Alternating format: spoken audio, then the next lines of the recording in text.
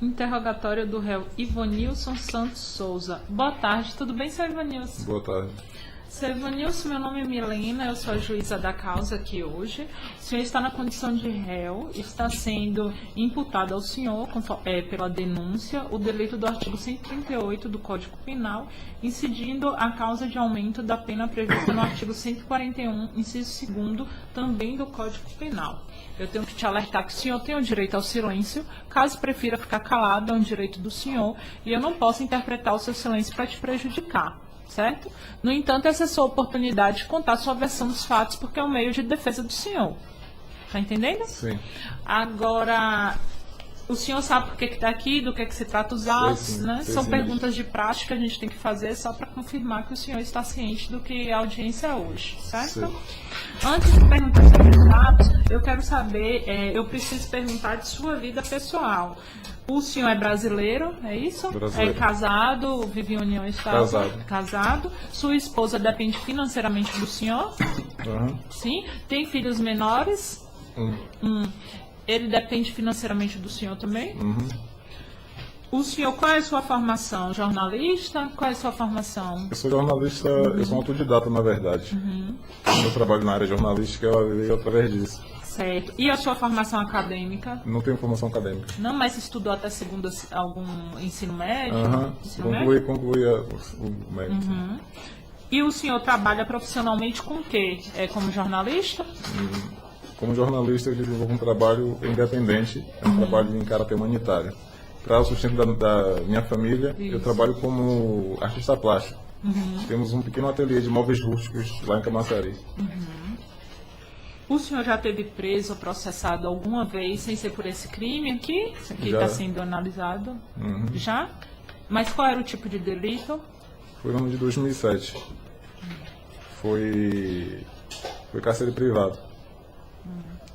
Dentro dessa situação toda que chegamos até aqui com essa denúncia na área de transplante de medula óssea, Ouvindo bem ele? Okay. o que aconteceu foi que assim, eu me tornei uma pessoa, um pesquisador dessa área, porque minha sobrinha ela teve leucemia. E no ano de 2007, em 2006 a gente descobriu que ela tinha leucemia, e no ano de 2007, dentro de uma situação que sabíamos que aqui o governo da Bahia ia suspender um convênio que tinha aqui com o Hospital Português, convênio este que permitia fazer o transplante de medula óssea aqui no estado. Ficamos desesperados e a atitude que eu tive, vendo minha sobrinha doente à beira da morte, foi tentar, através de um ato desesperado, de forçar que o governo levasse minha sobrinha para fazer um tratamento em São Paulo. Isso de 2007, Isso né, foi em 2007. Uhum. Eu sequestrei uma pessoa, mantive uma pessoa refém, e ao longo desse tempo eu tentei negociar a transferência da minha sobrinha daqui da Bahia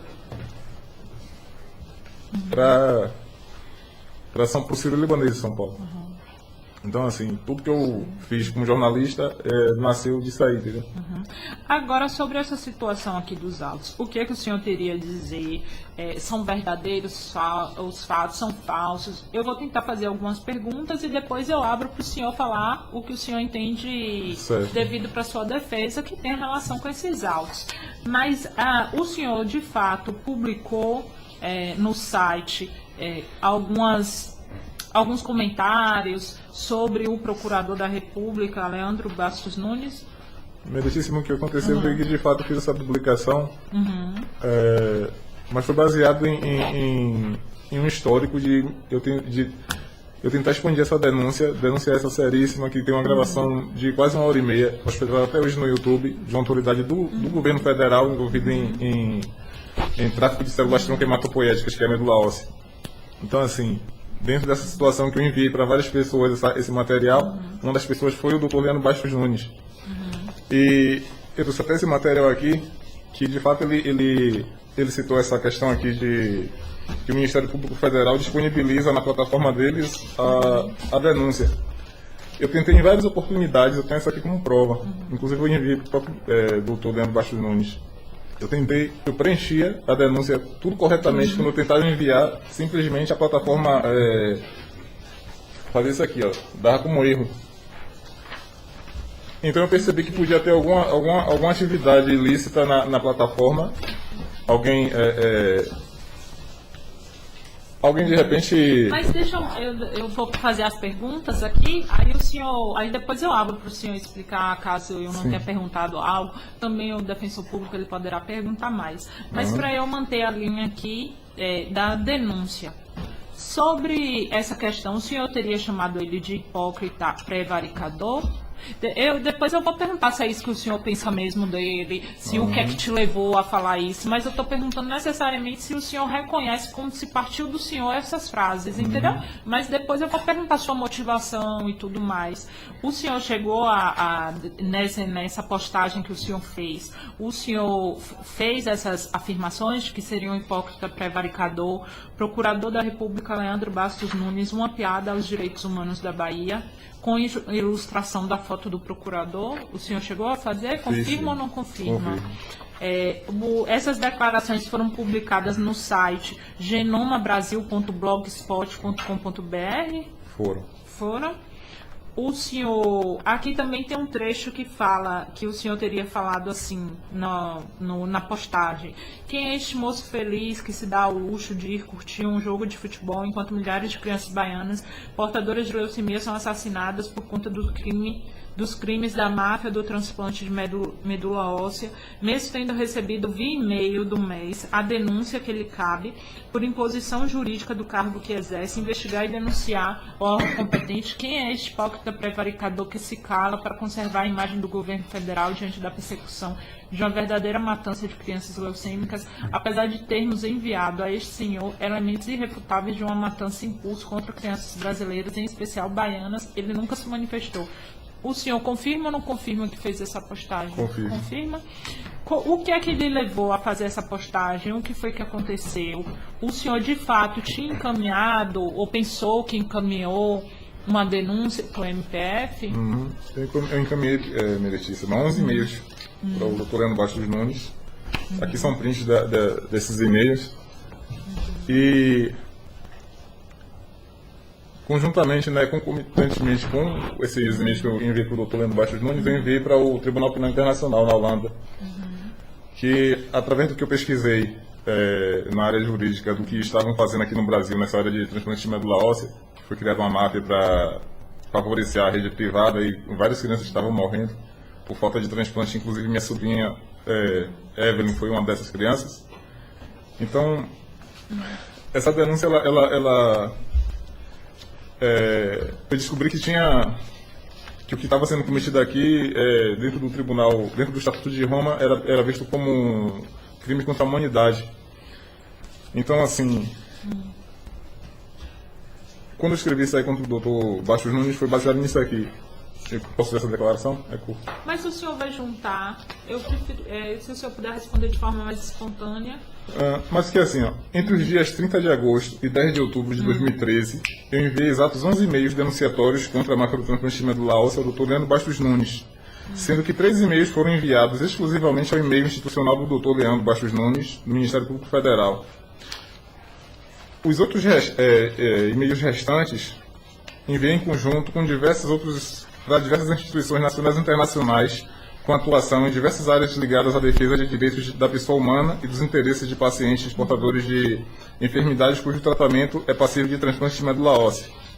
Minha atividade solitária diante de um computador conseguiu quebrar os protocolos previstos pelo Estatuto de Roma do Tribunal Penal Internacional, anexado à nossa legislação através do decreto número 4.388, de 25 de setembro de 2002. No tocante à apresentação de petições denunciatórias ao Tribunal Penal Internacional, prevê o Estatuto de Roma, em seu artigo 50, Mas parágrafo 1. Só um minutinho, sobre o Estatuto de Roma, não é aqui que está a questão.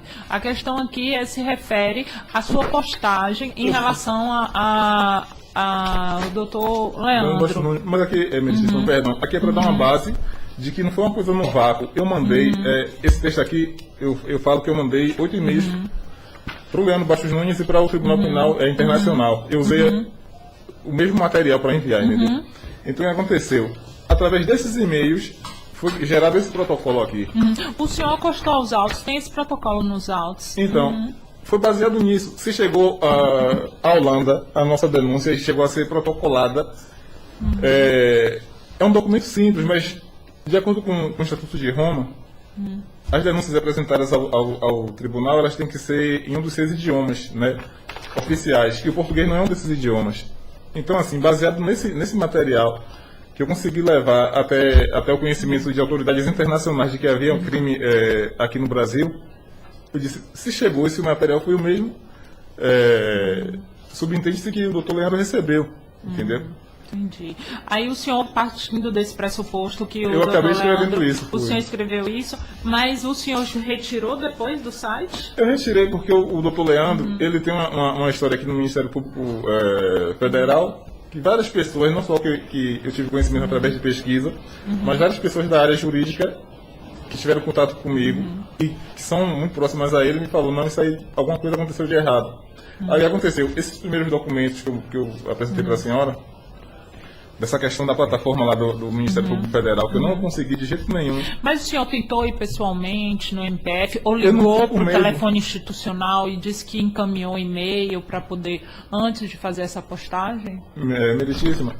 Eu e minha esposa sofremos uma perseguição terrível aqui nessa época aí, por conta da denúncia ter sido gravada, né? Essa pessoa com quem eu falo na ligação telefônica, que eu já apresentei, já coloquei nos autos, é uma autoridade do governo que, à época, só estava abaixo só do ministro da Saúde, na área de transplante de medula óssea.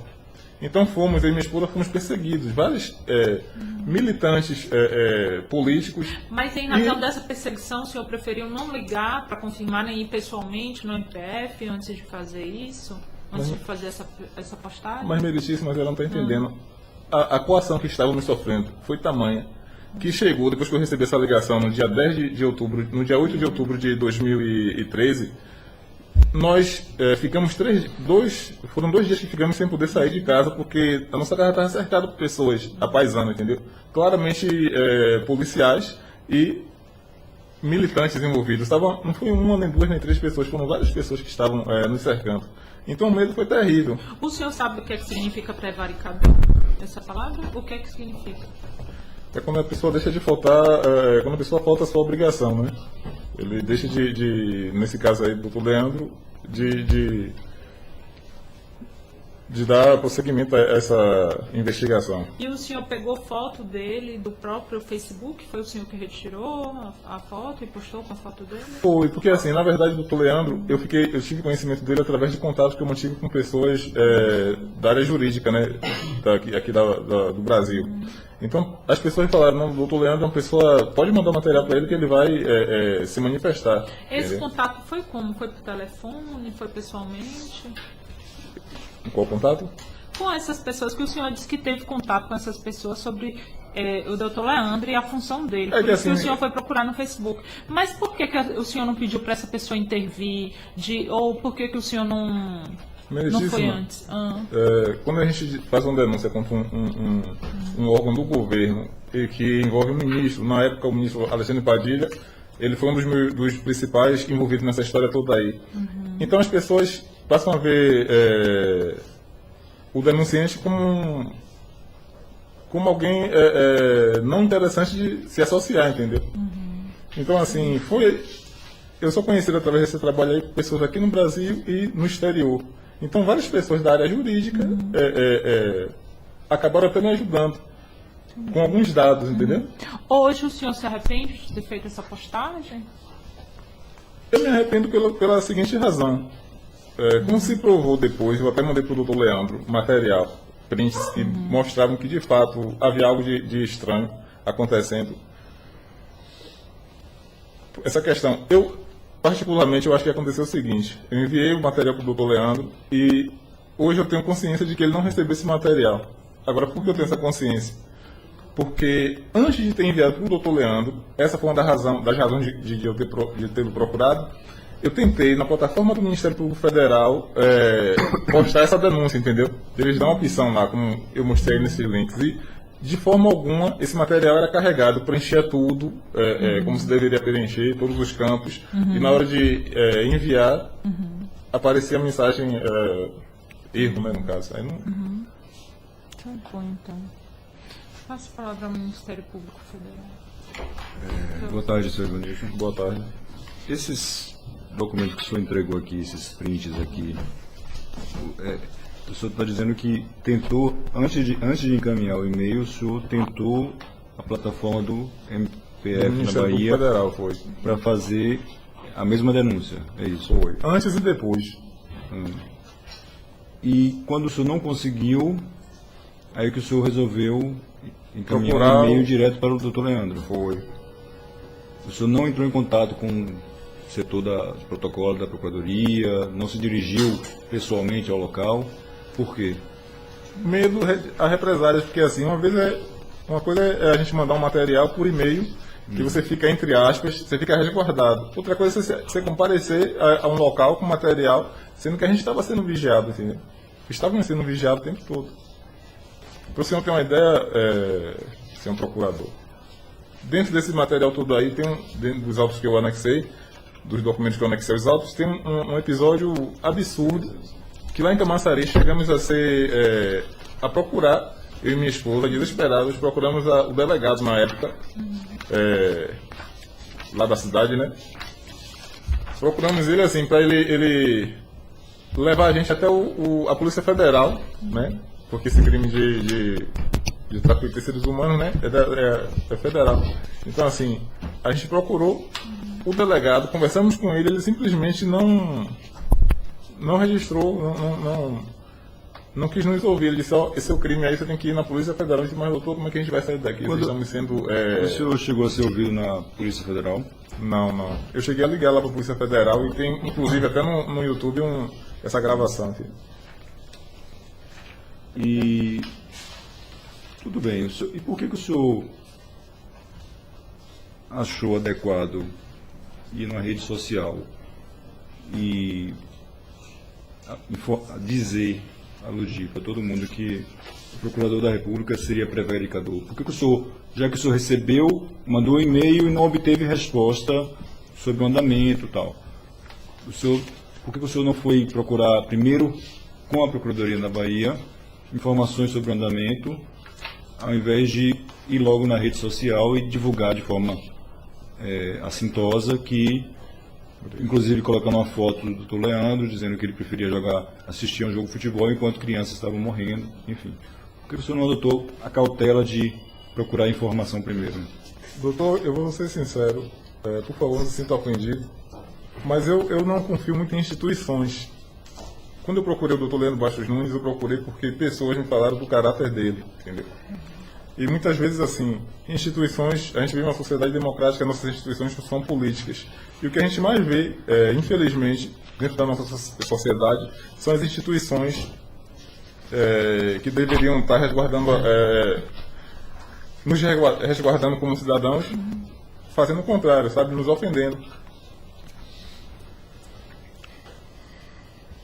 Entendi. Esse documento que o senhor apresentou aqui, esse daqui é o print da tentativa de encaminhar ao Ministério Público Federal, não é isso? Foi. E estou falando aqui com base no documento que o senhor apresentou. Tem vários e-mails aqui do provedor BOL, endereçados a leandro@prba.mpf.br, datados de setembro de 2013. E esse print aqui que informa que o senhor entrou no site do MPF é de 22/4/2014, ou seja, depois. Uhum. Senhor, mas teve antes também. O senhor tem documentos que comprovam que antes o senhor tentou utilizar o site do MPF para... O meu e-mail no BOL, eles simplesmente entraram no e-mail e conseguiram deletar tudo que tinha lá. Acredite se quiser. Todo o meu material denunciatório, ele foi excluído dentro do meu material que estava arquivado. Então quer dizer que o senhor não acredita na instituição, mas acreditou no Dr. Leandro, é isso? Assim, não no Dr. Leandro especificamente. Eu acredito que dentro de instituições, pessoas possam ter, possam salvar a instituição. Eu acredito. Certo. Mas não deu uma chance ao Dr. Leandro se explicar e já foi para a internet atacar a honra dele. Mas, doutor, foi dentro de uma situação de coação. O senhor está conversando comigo aqui agora, nesse momento? Não, fiz uma pergunta. Eu ia falar isso. Qual a pergunta? Perdão, doutor.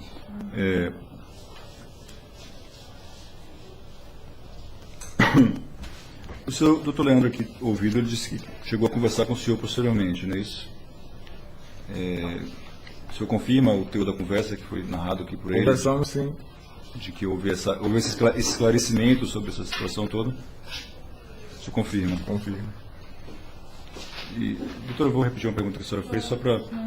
O senhor se arrepende da situação, que o senhor não deixou muito claro se o senhor se arrependia ou não de ter ido à rede social no caso da denúncia, como está descrito, atacando a honra do doutor Leandro. Você se arrepende ou não da situação? Eu me arrependo porque eu fiz algo de forma impensada e pressionado por um desespero. Um desespero que não era um desespero qualquer, um desespero de alguém que podia ser assassinado a qualquer momento. Satisfeito, silêncio. O senhor tem alguma pergunta, doutor? Sim, excelência, sim. O senhor quer olhar aqui ou já teve a oportunidade de olhar esse Já documento? tive, eu olhei outros, não sei se são os Esse mesmos. aqui. O senhor veja o que é que tem pertinência para juntar, viu, doutor? Certo. Porque eu queria juntar de dois documentos que eu fiz referência, que é o dos e-mails e o do print. Fiz os questionamentos sobre esses e-mails. Certo. Boa tarde, senhor Vanilson. Excelência, eu vou pedir licença para retomar um pouco a história que foi iniciada pelo senhor Vanilson, que aparentemente pode não ter uma correlação muito imediata com os fatos, mas eu acho que traz um pouco do que é o panorama subjetivo dele, né? Talvez seja relevante para a gente compreender certas circunstâncias desses fatos. O senhor mencionou no começo do seu depoimento, senhor Vanilson, que no ano de 2007 você teve uma experiência que, pelo que eu percebi, foi uma coisa muito traumática em sua vida. Me parece que você até hoje não conseguiu se recuperar dessa experiência, que foi o acometimento de uma doença de leucemia por parte de sua sobrinha. Você pode descrever isso com um pouco mais de detalhe e de forma, não precisa ser tão alongada, mas um pouco mais detalhada, como foi essa experiência, como é que você ainda hoje vive ela de alguma forma? Minha sobrinha, ela teve, a Evelyn Souza da Silva, ela teve leucemia e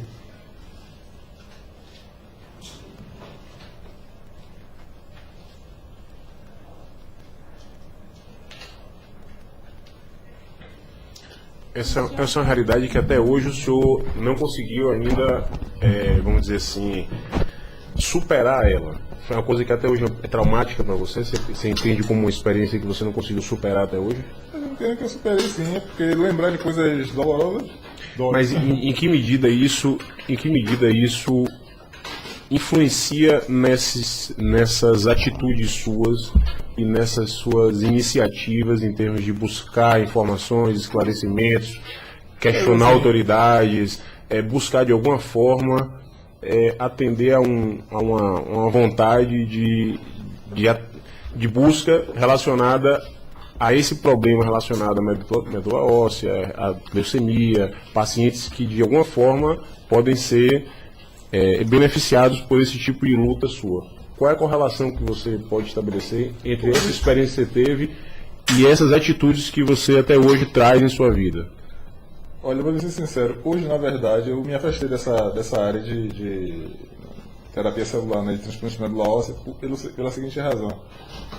Eu cheguei até aqui por conta desse trabalho, e foi um trabalho muito sério que eu desenvolvi aqui no Brasil. É um trabalho que fez com que pessoas de fora do Brasil, ligadas à área de terapia celular, né, que é transplante de medula óssea, passassem a ter um respeito pela minha pessoa. Só que assim, por ser um trabalho que envolveu denúncia contra o governo federal, contra a gente do Ministério da Saúde, esse trabalho, as pessoas simplesmente que poderiam fazer algo de mais estrondoso nos apoiando, essas pessoas simplesmente, alguns nos apoiaram até com alguns dados aos quais eu não tinha acesso na época, e simplesmente tiraram o corpo de fora, como se diz na expressão popular, e nos deixaram à mercê da nossa própria sorte. Então, assim, eu acabei privando a minha família, a minha esposa, de muita coisa por conta desse trabalho. Foi um trabalho muito sério que, assim, o Luiz Fernando da Silva Bouzas, que é a pessoa que conversou comigo nessa gravação, que era o chefe do Ministério da Saúde da área de transplante de medula óssea, ele é um médico que começou a fazer transplante na época eu tinha 1 ano de idade, eu nasci em 82, ele começou a fazer transplante de medula óssea em 83. Então, assim, se você escutar essa gravação durante 1 hora e 27 minutos, você vai ver que não foi uma coisa qualquer, nascida no vácuo, no cimento, uma coisa profunda. Foi um trabalho sério que eu desenvolvi, que eu coloquei a maior autoridade, não só administrativa, mas técnica também, que ele é um dos maiores técnicos no transplante de medula óssea aqui no Brasil. Eu coloquei ele para ficar em uma situação muito desconfortável, com dados, com provas de que ele estava fazendo transplante, usando a medicina celular, que é uma clínica privada no Rio de Janeiro, usando o aparelho estatal, a influência dele dentro do Ministério da Saúde, para desviar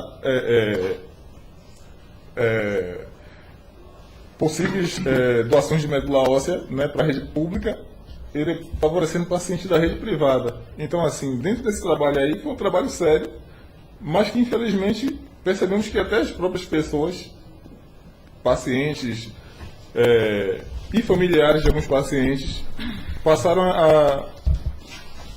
até a se beneficiar. A gente percebeu que ONGs, por exemplo, antes nosso sonho era fazer uma ONG aqui na Bahia para ajudar pacientes nessa área de transplante de medula óssea. Hoje percebemos que é uma coisa ruim, entendeu? Qual foi o motivo pelo qual sua sobrinha não conseguiu fazer o transplante de medula?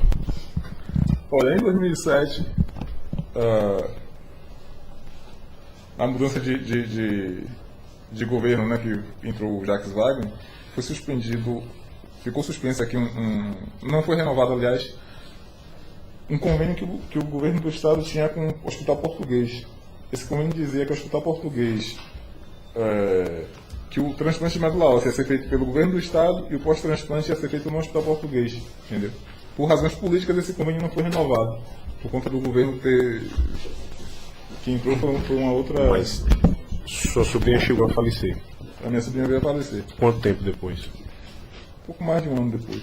Ela chegou a conseguir alguma medula compatível durante o período? Foi uma das coisas que descobrimos, assim. Eu descobri, dentro desse contexto, que as pessoas estavam, pessoal, que as autoridades do Brasil, o Ministério da Saúde, estavam fazendo com que pessoas que tinham indicação para transplante e tinham o acesso, teria esse acesso ao transplante, se o governo estivesse agindo certo. A gente descobriu que essas pessoas estavam simplesmente não fazendo cruzamento dos dados da pessoa que fazia o transplante com os dados das pessoas que estão lá como receptores, né? Que são 2 bancos distintos, é o REDOME, que é o Registro Nacional de Doadores de Medula Óssea, e o REREME, que é o Registro Nacional de Receptores de Medula Óssea. Então, assim, o Luiz Fernando da Silva Bouzas, que era o responsável por esses 2 órgãos dentro do Ministério da Saúde, ele simplesmente não estava fazendo o cruzamento, entendeu?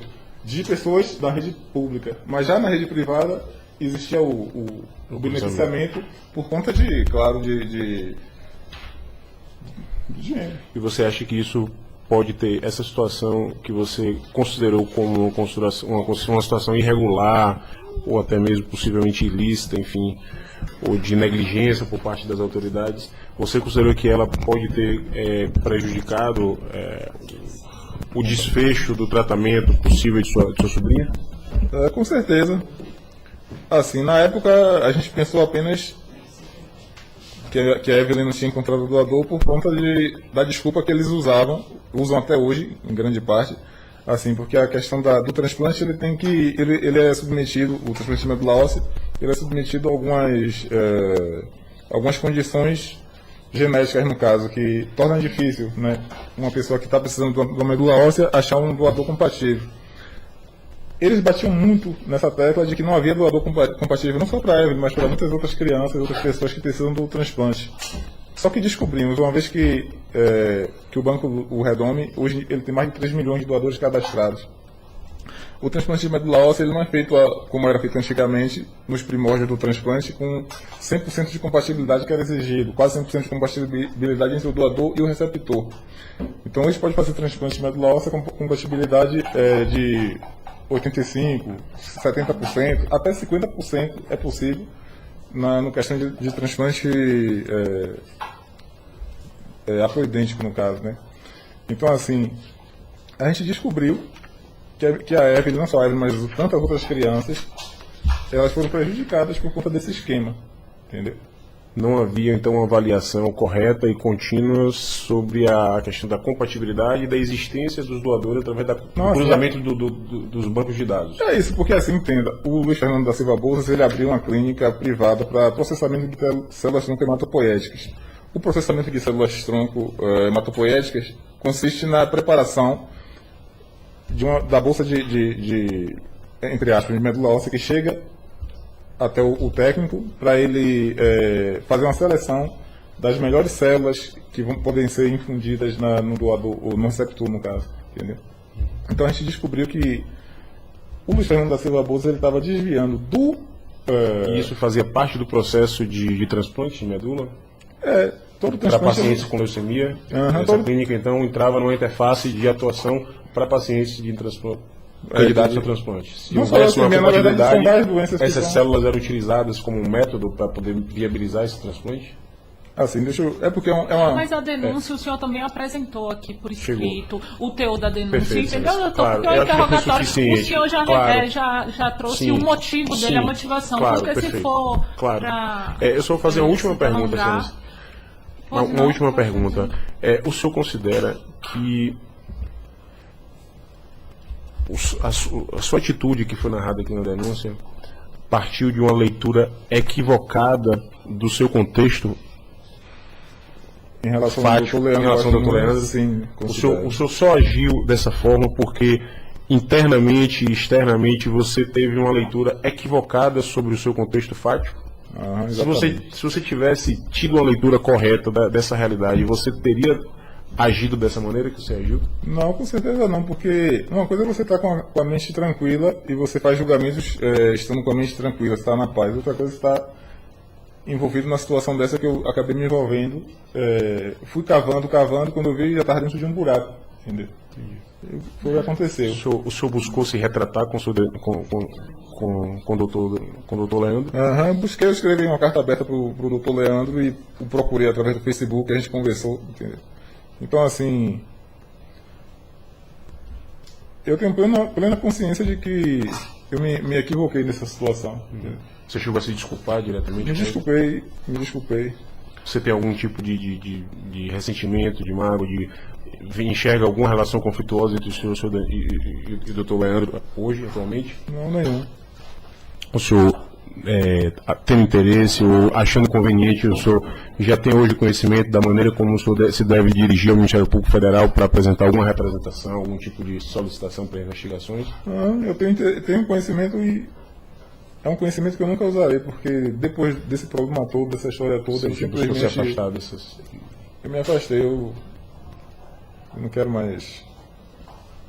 Eu sou um homem que, por conta desse trabalho aí, eu fiz inimigos aqui dentro do Brasil porque eu fui sincero nesse trabalho, entendeu? Eu fiz inimigos e são inimigos poderosos. São pessoas que podem mover um dedo e fazer com que eu e minha família sejam destruídos. Então, não tenho interesse mais nenhum. Sem mais perguntas, satisfeito. O senhor tem mais alguma coisa? Esse dia é importante para os autos, objetivamente falando. Não me diga. Então, sem perguntas, por todos encerrados.